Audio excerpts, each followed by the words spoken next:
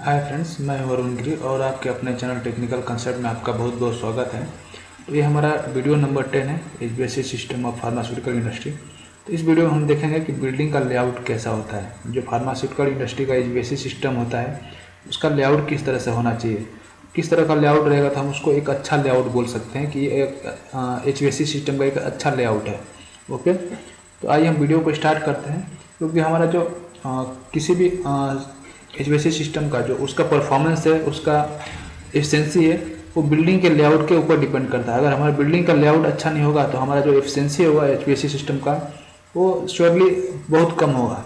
Okay, और जो हमारा जो कॉस्ट होगा मैन्युफैक्चरिंग का, जो एचवीएसी सिस्टम का मैन्युफैक्चरिंग का कॉस्ट होगा वो ज़्यादा होगा और उसके विपरीत हमारा जो एफिशिएंसी मिलेगा वो कम मिलेगा। तो हमारा जो एचवीएसी सिस्टम का एफिशिएंसी और उसका कॉस्ट है वो बिल्डिंग के लेआउट के ऊपर बहुत डिपेंड करता है।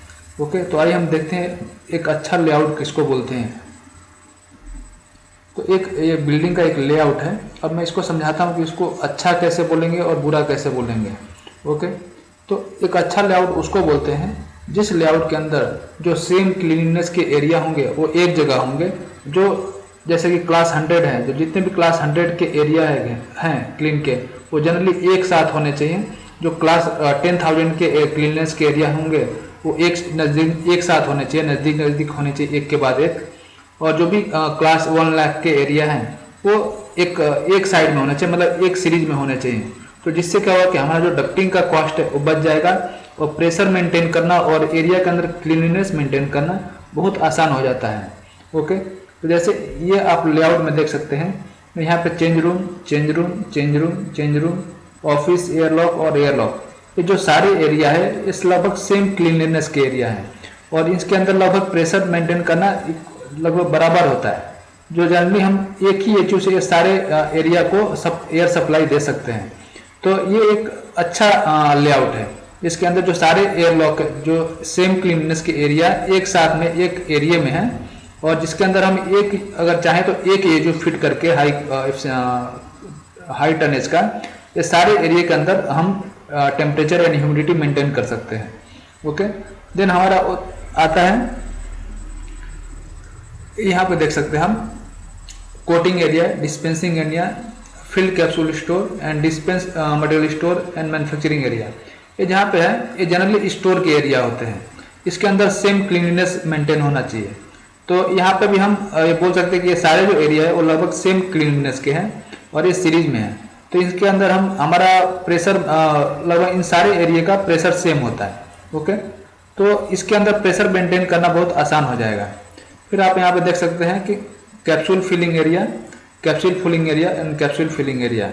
तो ये जो भी कैप्सूल फिलिंग एरिया है, कहाँ ये क्या होता है, इसमें डस्ट जनरेट होता है। तो आप देख सकते हैं जितने भी डस्ट जनरेट करने वाले या पाउडर जनरेट करने वाले जो एरिया हैं वो एक सीरीज में रखा गया है। ओके, तो लगभग ये सारे जो एरिया हैं वो सेम क्लीननेस के एरिया है और इनके अंदर लगभग प्रेशर सेम मेंटेन करना पड़ेगा। तो जिससे क्या होगा कि हमारा जो डक्टिंग का वर्क, डक्टिंग का जो है खर्चा है वो कम हो जाएगा और ये सारे क्लीननेस के एरिया एक साथ है। ओके, तो ये एक अच्छा डिजाइन का मतलब एक अच्छा लेआउट का एक सिम्टम है। ओके, फिर आप यहाँ पे देख सकते हैं कि IPQC, clean container, drawing and intermediate store, office and semi store, ये जो भी है ये लगभग सेम क्लीननेस के एरिया है। ओके, और इसके अंदर भी अगर चाहें तो हम एक एचयू से सारे एरिया को कवर कर सकते हैं। ओके, तो जिससे क्या होगा कि हमारे जो डक्टिंग का खर्चा है वो बच जाएगा। ओके, फिर आप यहाँ पे देख सकते हैं packing area, packing area, blister packing area, blister packing area, packaging area. तो ये सारे पैकिंग एरिया एक साइड है, जिससे हम कि हमारा जो यहाँ पे डक्टिंग का खर्चा यहाँ पर बच जाएगा। हम एक या दो एचयू लगा के हम ये सारे एरिया को कवर कर सकते हैं और ये सारे एरिया सेम क्लीननेस के हैं। ओके, तो इसको हम एक तरह से एक अच्छा लेआउट, प्लांट लेआउट बोल सकते हैं, बिल्डिंग लेआउट बोल सकते हैं। तो हमारा जो अच्छा लेआउट बोलते हैं हम इसी को बोलते हैं। अब हम देख सकते हैं कि एक और हम बिल्डिंग का लेआउट देखेंगे। ये एक देखें, एक दूसरा बिल्डिंग का लेआउट है। तो इसमें कैसा है ये देख सकते हैं, ग्रैनुलेशन, टैबलेट कंप्रेशन, कोटिंग। तो ये देख सकते हैं ये तीनों एरिया है ये क्या, ये डस्ट जनरेट करने वाला एरिया है। ओके, मीन्स यहाँ इस तीनों एरिया में बहुत डस्ट जनरेट होता है, और इन तीनों एरिया को एक के बाद एक सेटअप लेआउट में रिप्रेजेंट किया गया है। तो ये भी एक अच्छा प्लांट लेआउट है। ओके, फिर यहाँ पे आप देख सकते हैं, यहाँ पे in process quarantine approved final packaging, ये भी लगभग है, ये 3 रूम है, ये सेम क्लीननेस के एरिया है। ओके, तो ये भी एक अच्छा लेआउट है। और यहाँ पे आप देख सकते हैं कि ये एक रॉ मटेरियल हाउस है, यहाँ पे रॉ मटेरियल स्टोर किया जाता है। ओके, तो ये जो लेआउट है वो जनरली मटेरियल फ्लो के हिसाब से प्रिपेयर किया गया कि किस तरह से मटेरियल फ्लो होगा सीरीज में, और प्रोडक्ट का कंटामिनेशन ना हो। ओके, तो आप देख सकते हैं कि जो डस्ट जनरेट करने वाले हैं वो एरिया इस तरह जनरली जो रॉ मटेरियल एरिया से सेपरेट है। ओके, यहाँ पे अगर समझो, यहाँ पे एक ग्राउंडेशन के बाद यहाँ पे कहीं टेबलेट कॉम्प्रेशन एरिया होता है, तो क्या दोनों एरिया से क्या होता है, ये रॉ मटेरियल एरिया है वो कंटामिनेट होता है, इसका क्लीननेस आप मेंटेन नहीं कर सकते। ओके, सपोज यहाँ पे कोटिंग यहाँ की वजह अगर इधर कहीं होता है इसके सामने, तो यहाँ पे क्या होगा, आपको यहाँ पे इस एरिया के अंदर क्लीननेस मेंटेन करना बहुत दिक्कत होती है। ओके, तो जनरली इस तरह से बिल्डिंग का लेआउट होना चाहिए कि जो सारे सेम क्लीननेस के एरिया हो एक तरफ हो, और जो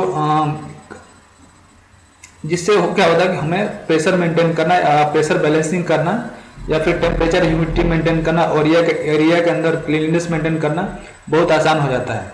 ओके, तो ये रहा आज का पूरा वीडियो।